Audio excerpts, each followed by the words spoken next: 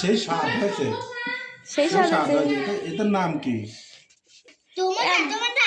এক ধরনের সিঙ্গারার মতোই, কি জানি বলে এটাকে। বিসমিল্লাহির রহমানির রহিম। তোমার শালি বানাইছে। হ্যাঁ, এটা রেসিপি আছে সেই স্বাদ। দেখবা। তাহলে স্বাদ হয়েছে। এটা রেসিপি আছে দেখবা। হ্যাঁ, খাইলে এই খাবা, হ্যাঁ খেয়ে নাও তারপর। ভিতরে দেয়া হ্যাঁ, এটা রেসিপি আছে দেখাও নি। পেঁয়াজ, গোস্ত, তারপরে কি আলু আর হচ্ছে গাজর। গাজর রোজা খাচ্ছে তোমার সাথে।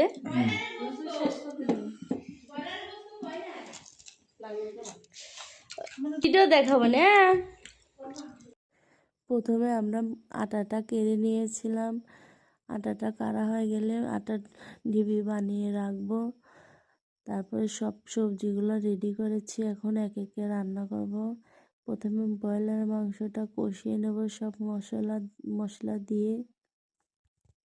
রান্না হয়ে গেলে আমরা সবজিগুলো দিয়ে দিয়েছিলাম।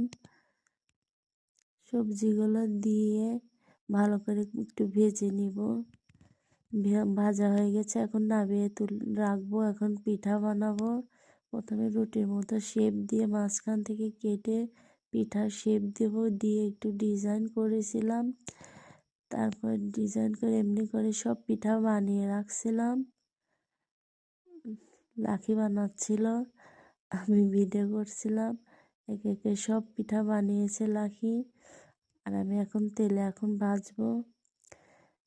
তেল দিয়ে দুইটা দুইটা করে ভাজিছিলাম যাতে মচমচি হয়।